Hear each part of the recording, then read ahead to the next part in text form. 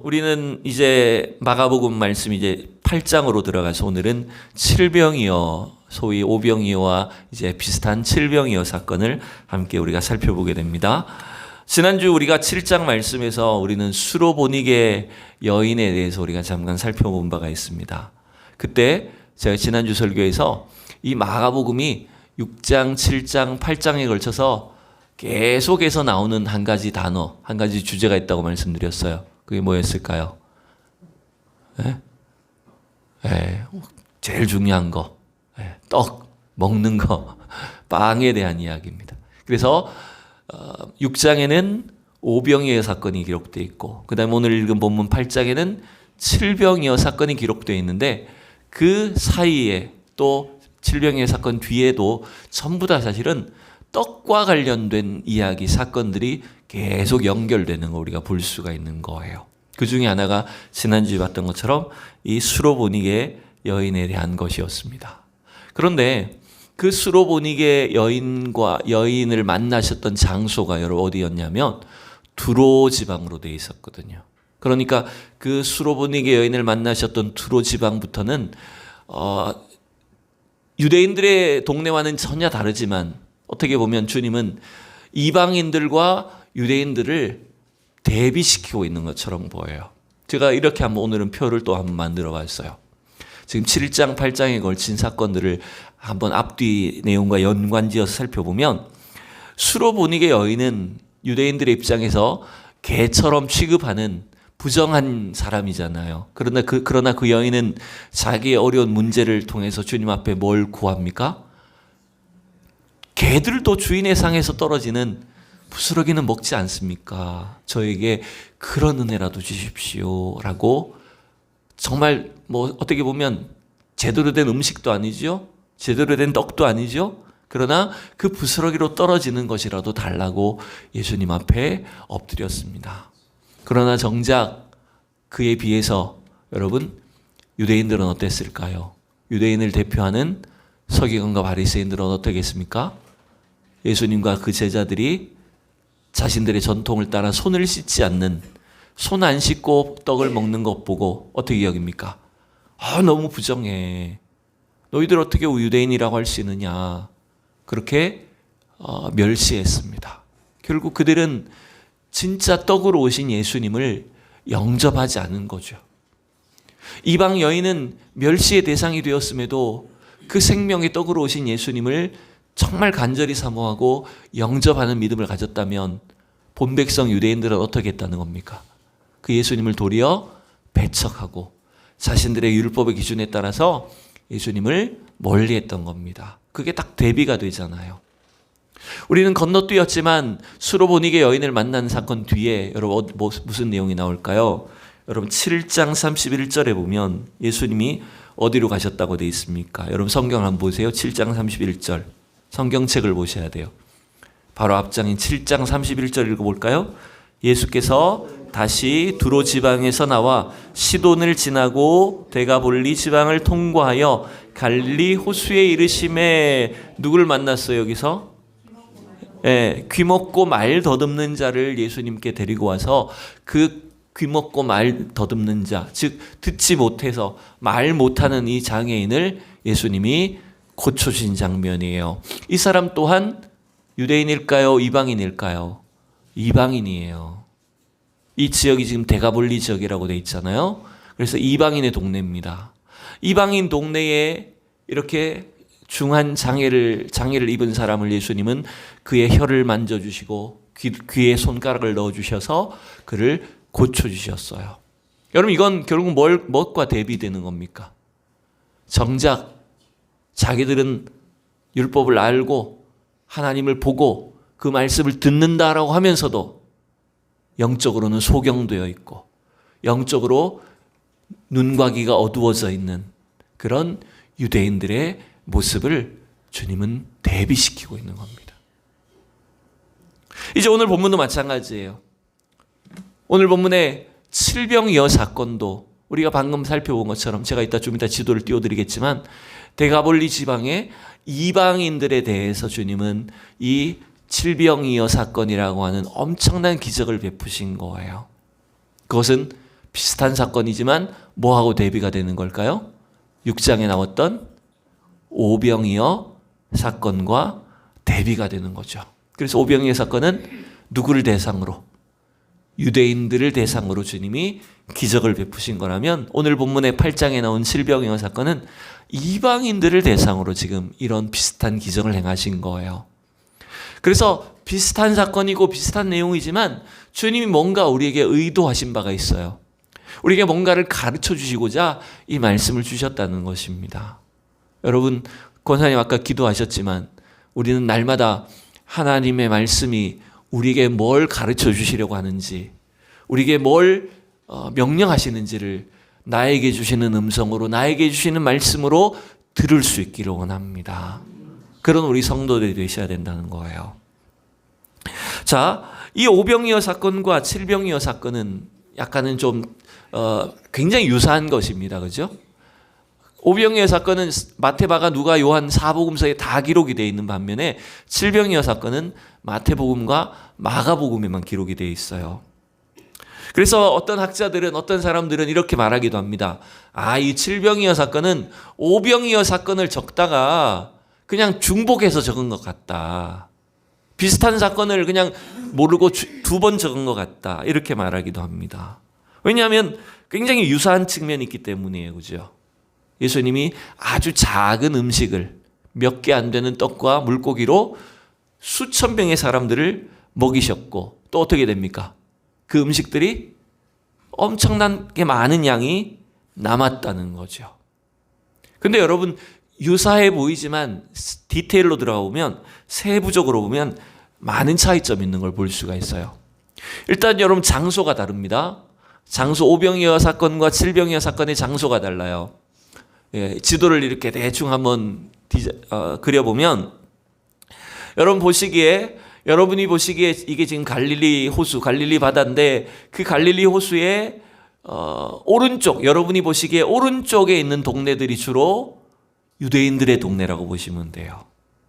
그래서 물론 이제 오늘날 정확한 지점을 우리는 알 수는 없지만 오병이어 사건이 일어난 곳을 대체로 두 군데로 봅니다. 어디로 보냐면 여러분 보시기에 지금 이 오른쪽에서 약간 넘어간 12시 방향에서 1시 쪽으로 약간 넘어간 거기 뭐가 있어요? 벳세다라는 데가 있죠. 그죠?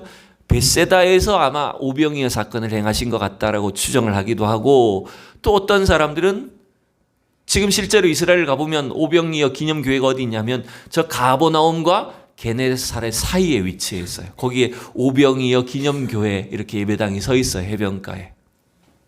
그러니까 저 두 군데 중에 하나로 보는 겁니다. 게네사렛 혹은 벳세다. 그러나 그 벳세다까지는 전부 다 뭐냐면 유대인의 동네라고 볼 수 있어요. 그리고 이제 제가 아까 여러분 오른쪽이라 했군요. 죄송합니다. 왼쪽인데 그죠?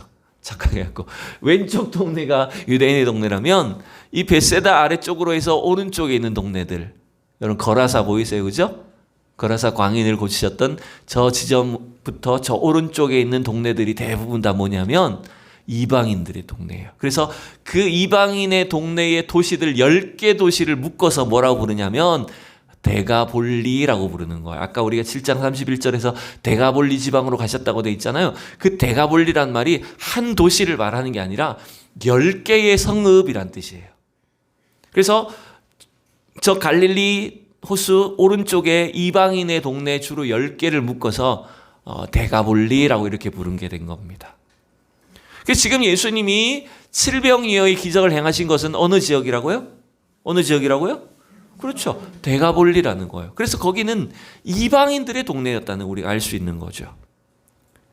장소적으로, 지리적으로 아주 큰 차이가 있어요. 또한 세부적으로 들어가 보면 여러분 이런 차이가 있지 않습니까? 6장에 나오는 오병이어 사건은 보리떡 5개가 있었고, 또 그것으로 몇 명을 먹였어요? 5,000명의 남자들을 먹였고, 그 다음에 12바구니를 거두었다고 되어 있어요. 칠병이어 사건은 뭡니까? 칠병이어는 떡 7개로 4,000명의 사람들을 먹였고 7 바구니를 거두었다. 광주리. 이거 오타입니다. 광주리를 거두었다. 복사하기 붙여넣기 하다 보니까 이게 그걸 못 고쳤네요. 7 광주리를 거두었다. 근데 여러분 이게 실제 사건이기도 하지만 주님께서 우리에게 행하신 실제적인 기적의 사건이기도 하지만 동시에 이 내용은, 이 숫자는 굉장히 상징적이라는 걸 알 수가 있는 거예요. 자, 오병이어 사건은 누굴 대상으로 행하셨다고요? 누굴 대상으로? 그렇죠. 유대인들을 대상으로 행하셨다고요. 그래서 저 오병이어 사건에 나오는 숫자들은 전부 다 유대인들이 좋아하고 유대인들과 관련 있는 숫자예요. 5는 뭘까요? 5는 유대인들에게 있어서 5는 어떤 의미가 있을까요? 5는 모세 오경을 가리켜요. 그래서 유대인들에게 있어서 가장 중요한 하나님의 말씀, 가장 핵심이 되는 성경이 바로 모세 오경의 율법이거든요. 그래서 그 모세 오경을 상징하는 것이 숫자 5고 또 그 숫자 5에 따라서 5,000명이 되는 거예요. 그리고 남은 12바구니가 뭡니까? 이스라엘의 12지파가 되는 거잖아요. 그러니까 이 유대인들을 대상으로 행하신 오병이어의 기적 사건은 철저하게 유대인들과 관련되어 있는, 유대인들의 어떤 구원 계획과 관련되어 있는 주님의 의도를 드러내고 있죠. 근데 8장에 나오는 오늘 본문의 칠병이어 사건은 누굴 대상으로 했다고요? 이방인들을 대상으로 했어요. 그리고 7이라는 숫자는 여러분 굉장히 또 상징적인 숫자인데 7은 여러분 이런 의미가 있어요. 숫자 7은 행운의 숫자, 우리는 행운의 숫자라고 하지만 숫자 7은 삼위일체 하나님이신 삼과 그리고 하나님이 창조하신 이 땅이 동서남북으로 돼 있어요. 그 3과 4가 합쳐진 숫자가 7이에요. 그래서 7은 완전수에 속합니다. 하나님의 통치와 하나님의 창조를 상징하는 7은 완전수에 속해요. 근데 그 7은 결국 유대인뿐만 아니라 누굴 다 포함하는 겁니까? 이방인까지 다 포함하는 거죠. 그래서 4,000명이라는 4는 동서남북 사방에 펼쳐져 있는 모든 민족을 다 의미하는 겁니다. 그리고 구약 성경에는요 70이라는 숫자를 이방 민족을 70족속이라 이런 개념으로도 가지고 있었어요. 왜냐하면 노아의 자손들을 숫자를 창세기 10장에 보면 노아의 자손을 숫자를 셀 때 70명이라고 되어 있거든요. 그래서 그 70명이 전 세계에 퍼져나갔으니까 70족속이다. 7이라는 숫자를 사용하고 또 그 다음에 이스라엘 백성들이 가나안 땅에 들어갔을 때 가나안 족속이 몇 족속이 있어요? 7족속이 있었어요. 그러니까 유대인 외에 나머지를 주로 7이라고 표현을 하는 거예요. 그리고 남은 광주리도 몇 개? 7 광주리. 우리는 이게 사실은 바구니와 광주리의 차이를 잘 정확하게는 몰라요. 그 시대를 안 살아봤으니까. 뭐 어떤 학자들은 이렇게 말을 하더라고요. 바구니는 끈이 달린 거고 광주리는 그냥 이렇게 끈이 없는 거다. 뭐 이렇게 말하기도 하고. 그러나 분명한 거는 오늘 여러분 제가 자막에는 없지만 예수님이 오늘 8장 20절에 보면 이렇게 말하셨거든요. 19절과 20절에는 떡 5개를 5,000명에게 떼어줄 때의 조각을 몇 바구니를 거두었냐 물으시고 7개로 4,000명에게 떼어줄 때는 조각 몇 광주리를 거두었더냐. 주님도 분명히 다르게 사용하시잖아요. 그죠?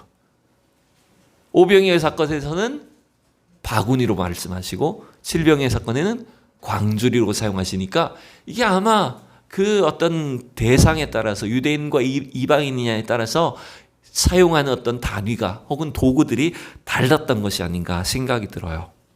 이처럼 여러분 오병이어 사건과 칠병이어 사건은 굉장히 비슷하지만 그러나 굉장히 또 차이가 많이 난다는 것도 알 수 있죠. 그러나 우리는 무슨 이러한 세부적인 차이를 의미를 우리가 아는 게 중요한 것이 아닙니다. 더 중요한 것이 있어요. 대상은 다르고 상황은 다르지만 주님의 마음은 한결같으시다는 겁니다. 하나님의 마음은 그 대상을 향하시는 주님의 마음은 어떻다는 걸까요? 한결같아요. 그래서 오늘 1절과 2절에도 보면 주님이 그 무리들을 어떻게 여기셨다고요? 내가 무리를 불쌍히 여겼다. 여러분 우리가 6장의 오병이어 사건에서도 말씀드렸습니다. 불쌍히 여겼다는 게 뭐라고요? 아유 저 불쌍해서 어떡해. 아유 저 산불이 나서 저 사람들 어떡해. 그냥 안타까운 마음 정도가 아니에요. 우리도 같은 동족이니까 더 마음이 쓰이죠. 더 신경 쓰이지 않습니까? 근데 그걸 넘어서는 거예요. 불쌍히 여겼다는 것은 창자가 끊어지는 아픔이에요. 곧 나의 가족, 내 형제, 나 자신이 고통당하는 것과 마찬가지인 거예요. 6장에서도 이렇게 말씀하셨습니다. 34절 읽어볼게요. 시작. 예수께서 나오사 큰 무리를 보시고 그 목자 없는 양 같음으로 인하여 불쌍히 여기사 이에 여러 가지로 가르치시더라. 아멘. 여러분, 우리가 누군가를 향해서 애통해하고 마음 아파하는 것보다 주님이 우리를 보실 때, 주님은 오늘도 우리 이 땅을 현실을 보실 때 우리를 불쌍히 여겨주시고 우리에게 하나님의 사랑과 긍휼을 베푸시는 줄로 믿습니다, 여러분. 주님이 오병이어 칠병이어의 사건을 통해서 사람들을 배불리 먹이셨다는 것은 단순히 떡 문제를 해결해 주셨다는 게 아닙니다. 이 땅에 어떤 빈부격차를 해소하는 부조리를 해결해 주셨다는 것이 아닙니다. 주님은 우리 인간의 죄인된 우리 인생의 영적인 곤고함을 알고 계시다는 것입니다. 배고파서 가난해서 굶어 죽는 사람을 불쌍히 여기신 것이 아니라 유대인이든 이방인이든 높은 사람이든 낮은 사람이든 하나님을 알지 못할 때 하나님의 생명의 말씀이 없어서 줄이고 목마른 우리 인생의 곤고함을 주님은 보고 계시다는 거예요, 여러분. 그래서 예수 그리스도 안에서 우리는 이 영의 문제가 해결되는 것입니다. 중요한 게 뭐냐면 그 예수 그리스도를 영접하는 자가 되는 것이 중요합니다. 유대인이든 이방인이든. 그러나 여러분, 우리는 이 복음서의 내용을 통해서 보면 정작 유대인들은 어떻습니까? 예수님을 그냥 자신들의 물질적인, 자신의 육적인 어떤 문제를 해결하기 위해서 오신 분으로만 생각했지 그 주님을 영적으로 아직 믿지도 못하고 깨닫지도 못하는 겁니다. 그게 제자들의 모습도 마찬가지가 아닙니까? 오늘 본문 보십시오. 제자들은 어떻게 반응을 합니까? 우리 3절 4절을 앞에 화면 보십시오. 같이 읽어봅시다. 시작. 만일 내가 그들을 굶겨 집으로 보내면 길에서 기진하리라. 그 중에는 멀리서 온 사람들도 있느니라. 제자들이 대답하되 이 광야 어디서 떡을 얻어 이 사람들로 배부르게 할 수 있으리까? 여러분, 제가 비교하진 않았지만 오병이어 사건과 칠병이어 사건에서 또 하나 차이가 나는 점은 너무 디테일인지 모르지만 오병이어 사건, 6장 오병이어 사건에서는요, 사람들이 배고픕니다. 저 사람들 어떻게 합니까? 라는 누가 먼저 말했냐면 제자들이 먼저 말했어요. 근데 오늘 8장의 칠병이어 사건에는요, 사람들이 줄이고 이렇게 굶주리고 있는 것을 불쌍히 여기시고 그 말씀을 누가 먼저 꺼냈냐면 예수님이 먼저 꺼냅니다. 일단 그게 차이점이 있어요. 왜 그런지 우리가 정확하게 알 수는 없지만 짐작은 해볼 수 있겠죠. 자, 그런데 제자들의 반응을 보세요. 예수님은 앞선 유대인들에 대해서도 이방인들에 대해서도 지금 굶주린 사람들을 보실 때 창자가 끊어지는 그 애통함을 불쌍히 여기셨어요. 그런 마음으로 불쌍히 여기셨어요. 근데 제자들은 어떻게 반응합니까? 4절 보니까 주님, 이 사람들도 어떻게 먹입니까? 이 광야에서 어디서 우리가 양식을 구해서 이 사람들을 먹입니까? 라고 이렇게 반문을 합니다. 근데 여러분, 여기서 우리가 이상한 점을 느껴야 되지 않습니까? 질문을 우리에게 던져야 되지 않습니까? 왜 제자들은 이렇게 반응할까요? 어떻게 반응해야 옳을까요? 아니, 바로 며칠 전에, 얼마 되지 않았을 거 아니에요? 1년 전도 아닐 거 아니에요? 바로 얼마 전에 베세다에서 혹은 게네사렛에서 뭘 경험했어요? 오병이어의 기적을 경험했잖아요. 엄청난 기적과 능력을 체험했잖아요. 근데 며칠 사이에 제자들이 그걸 까맣게 잊어버린 걸까요? 물론 잊어버렸을 수도 있어요. 그러나 우리는 상식적으로 그 12명의 제자가 그걸 다 잊어버렸다고 하기는 좀 이상한 거 아니에요? 왜 제자들은 전혀 그 앞에 오병이의 사건이 없었던 것처럼 우리가 어디서 떡을 구합니까 주님? 이 사람들을 어떻게 먹이라는 겁니까? 왜 이렇게 질문할까요? 왜 이렇게 반응했을까요? 무슨 차이가 있는 걸까요? 지금 누구예요 이 사람들이? 그 무리가 누구예요? 이방인이잖아요. 지금 그 이방인들을 대하는 예수님의 태도는 전혀 다르지 않아요. 그러나 이방인들을 대하는 제자들의 태도가 어떻다는 거예요? 아니 우리가 무슨 이 사람들을 먹을 것까지 신경을 써야 돼? 이 사람들을 뭐 굳이 우리가 먹이고. 제자들의 마음은 어쩌면 자기들을 동족인 유대인들을 대하는 것과는 달랐던 거예요. 예수님이 유대인들을 그렇게 먹이시고 엄청나게 많은 것을 남기신 그 오병이의 기적을 체험했음에도 유대인들은 아무 그런 기억도 없는 것처럼 이방인들에 대해서는 먹여야 될 대상으로 그들의 굶주림은 아무렇지도 않게 여기고 있는 겁니다.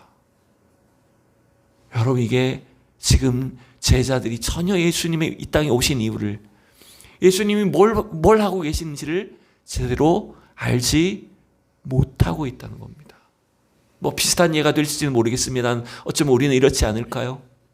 우리는 그동안 저 먼 나라에 유럽에 그리스에 미국에 불나면, 산불 나면 아이고 저 그냥 안 됐네 이런 마음이지만, 우리나라 이렇게 산불이 대형 산불이 나고 또 저희 고향 동네예요 거기. 예, 저희 장로님 저 김수상 장로님 고향 동네 거기가 딱 그 동네죠 장로님. 그죠? 단촌. 그 동네 지금 거기서 시작해서 지금 주변 지역까지 막 다 번지고 있잖아요. 그럼 어떤 마음이 들어요? 내일인 것처럼 되잖아요. 그러니까 이건 남의 일이라고 생각하면 우리는 아무 관심도 없고 기도도 안 하고 걱정이 안 돼. 근데 내일 내 가족의 일이고 내 동족의 일인 그건 우리가 훨씬 더 신경 쓰는 것 아닙니까? 지금 제자들의 마음이 이와 같이 이율배반적이라는 거예요, 여러분. 지금 예수님 말씀을 조금 더 봅시다. 3절 다시 한번 보세요. 만일 내가 그들을 굶겨 집으로 보내면 길에서 기진하리라. 그 중에는 멀리서 온 사람들도 있느니라. 여러분, 지금 주님이 바로 오신 이 무리는 어디에서 온 사람들입니까? 그냥 그 근처 동네만이 아니에요. 지금 이 데가볼리 지역의 이방인 지역에서 예수님을 만나기 위해서, 예수님을 뵙기 위해서 모인 사람들은 정말로 먼 동네에서 온 사람들이 많아요. 결국 여러분, 예수님은 유대인이든 이방인이든 또 우리를 구원하시는 그 복음을 동일하게 증거하기를 원하시는 겁니다. 어디까지 증거하기를 원하실까요? 멀리서 온 사람들에게까지. 결국 여러분, 예수님의 그 구원에는, 복음을 통한 예수님의 구원은 차별이 없으신 겁니다. 그래서 우리에게 복음을 지금도 우리의 동족이든 유대인이든 상관없이 누구에게든지 그 복음을 증거하기를 원하시는 거예요. 여러분, 오늘날 우리도 어쩌면 이런 의식이 우리 속에 있는지 모릅니다. 나하고 좀 상관이 없고 나랑 연관이 없으면, 맞지 않으면 전혀 우리는 마음을 쓰지 않습니다. 그러나 여러분, 주님은 오히려 그 멀리서 온 사람들에게까지 그들에게 먼저 복음을 전할 구원 계획을 갖고 계신 분이었다는 거예요. 그래서 여러분, 오늘도 어쩌면 우리가 구원받았다라고 하면서도 우리 안에 이런 높아지는 담들, 편견을, 경계들을 허물어 갈 수 있는 우리 성도들을 될 수 있기를 축복합니다. 주님 오늘 제자들에게 물으십니다. 어쩌면 동일한 질문이에요. 오병이의 사건에도 너희가 먹을 것을 주라 라고 하셨거든요. 너희에게 떡이 몇 개 있는지 한번 봐라고 하셨어요. 동일하게 오늘 이방인들을 대할 때도 제자들에게 뭐라고 하십니까? 너희에게 떡 몇 개나 있느냐라고 물으세요.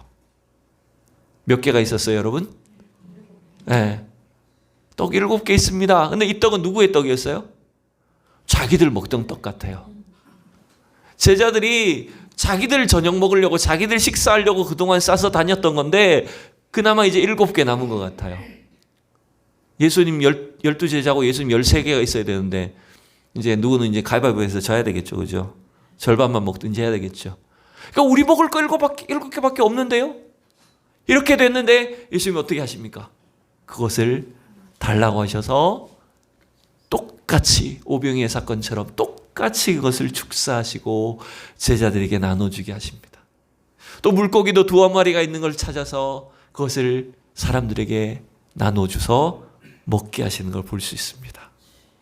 여러분, 오늘도 비록 우리가 가진 것은 보잘것없고 작은 것처럼 보여도요, 하나님이 우리에게 주신 이 은혜를 따라서 우리가 가진 것을 주님께 드릴 때, 주님의 마음을 따라서 우리가 헌신할 때 하나님은 놀라운 일들을 행하시는 줄로 믿습니다. 여러분, 여기에 우리가 감사해야 됩니다. 어쩌면 제자들은 그런 편견이 있었지 않을까요? 우리 먹을 것도 없는데 무슨 저 사람들까지 신경 써야 돼? 여러분, 우리가 가진 것이 많아서 나눌 수 있는 게 아니잖아요. 그렇죠? 가진 것이 적지만, 나의 힘이 적지만 나를 통해서 일하시는 하나님, 우리를 사용하시는 하나님 은혜 때문에 그게 여러분 감사한 것 아닙니까? 하나님은 그러한 은혜로 우리를 사용하시고 그러한 은혜의 도구로 우리를 통해서 하나님의 구원이 이 땅에 펼쳐가기를 원하시는 겁니다. 그래서 주님은 지금도 우리 성도들을 통해서, 교회를 통해서 오병이의 기적과 같은 은혜를, 칠병이의 기적을 나타내 주시는 것을 여러분 믿으셔야 된다는 겁니다. 여러분, 우리 자꾸 착각합니다. 제자들처럼 착각하고 제자들처럼 오해하고 어떤 편견을 가지고 있습니다. 내가 뭔가를 많이 가져야, 내가 능력이 많고 내가 힘이 세고 돈이 많고 영향력이 커져야 우리가 하나님의 일을 할 수 있을 것이라고 생각합니다. 여러분, 결코 그렇지 않습니다. 오늘 주님은 계속해서 물으시잖아요. 너희에게 떡이 몇 개나 있냐? 여러분, 그게 무슨 말이에요? 우리에게 수백 개, 수천 개가 있느냐를 물으시는 게 아니에요. 우리에게 보잘것없는 떡 하나, 작은 것 하나, 그것을 하나님이 우리를 통해서 하나님께 드릴 때, 주님 앞에 헌신할 때 그것을 주님이 사용하신다는 겁니다. 여러분, 오늘도 주님이 일하시는 이 놀라운 은혜들을, 능력들을 깨닫는 저와 여러분들 수 있기를 축복합니다. 여러분, 오늘 또한 이 말씀이 우리에게 주는 교훈이 뭡니까? 오병이어 사건도 칠병이어 사건도 결국은 유대인이나 이방인이나 하나님은 차별하지 않으십니다. 동일하게 우리를 구원하십니다. 결국 그 말이 뭡니까? 우리 모두가 하나님의 구원이 필요한 존재라는 거예요. 여러분, 인간의 생명은 육신의 떡으로 오는 게 아닙니다. 신명기에서 우리가 봤던 것처럼 여러분, 우리가 사는 것이 뭘 통해 사는 겁니까? 우리 8장 3절 읽어볼까요?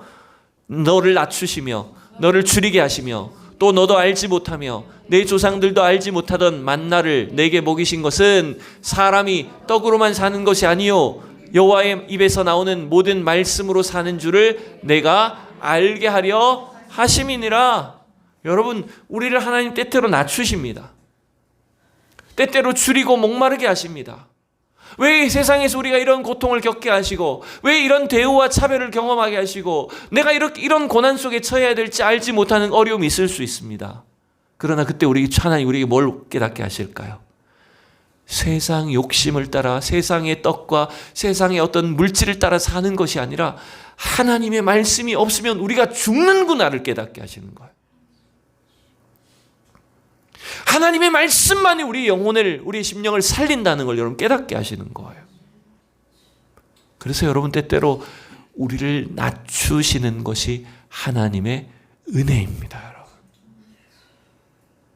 우리를 가난하게 하셨고 우리를 줄이게 하시고 이해하지 못할 고난 속에 처하게 하시는데 여러분, 사실은 그게 은혜라는 거예요.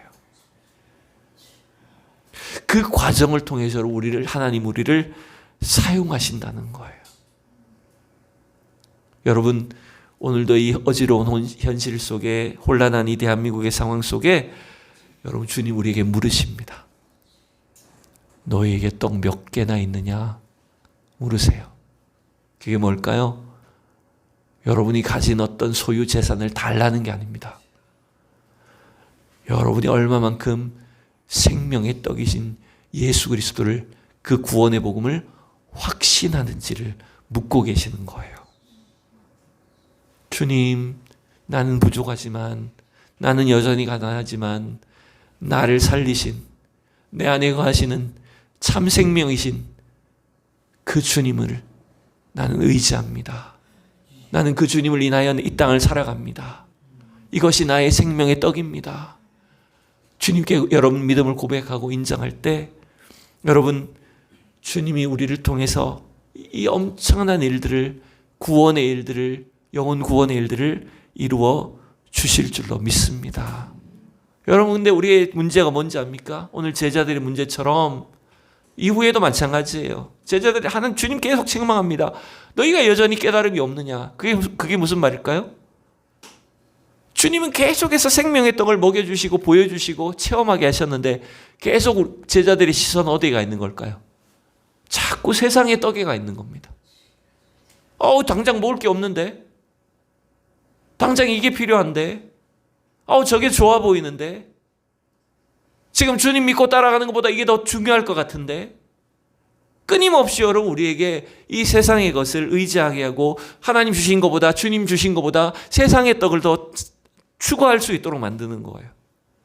여러분 그게 제자들의 여전히 연약한 점이죠. 여러분 그게 바로 우리의 약점이라는 겁니다. 그럼에도 불구하고 주님은 생명의 떡으로 오셔서 우리에게 주신 그 구원을, 계획하신 구원을 이루시는 분이에요. 여러분 그 사실을 믿으시기 바랍니다. 또한 부족한 우리를 통해서 지금도 전도와 영혼 구원과 생명의 열매를 맺어가시는 분임을 믿으셔야 됩니다.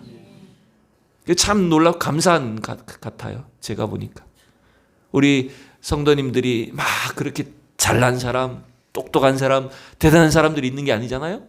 근데 하나님 우리를 쓰신다니까요. 우리를 통해서 한 사람 한 사람 영혼 구원을, 열매를 맺게 하시는 거예요. 그것 우리가 대단해서가 아니에요. 우리가 주님의 마음을 품을 때, 우리 속에 복음을 품을 때 하나님이 이 일을 하시는 겁니다. 그래서 지금도 우리가 자꾸 눈을 열으셔야 돼요. 우리 주변에 우리의 가족과 우리 자녀들과 이웃과 우리와 연결된 사람들 가운데 얼마나 여러분 구원해야 될 대상이, 전도해야 될 대상이, 주님 앞에 나와야 될 사람들이 얼마나 많은지 여러분 모릅니다. 우린 교회 안에만 있다 보니까 별로 대상자가 없는 것처럼 보여요. 그죠? 전도할 대상자가 별로 없어. 교회 안에만 살아서. 근데 여러분 조금만 눈을 돌려보세요. 눈을 돌려보면 여러분 예수 믿다가 낙심한 사람들, 친구들, 또 주변에 가까이 있는 사람들, 여러분 주님 앞에 나와야 될 영혼들이 얼마나 많은지 몰라요. 여러분 주님은 그들을 보시면서 지금도 우리에게 묻고 계십니다. 너에게 떡이 몇 개나 있느냐? 여러분 주님의 마음을 품으시고 주님 앞에 여러분 자신을 드리시기 바랍니다. 그래서 하나님 이루시는 그 귀한 구원의 열매를 맺어가는 우리 모든 성도들이 될 수 있기를 축원합니다.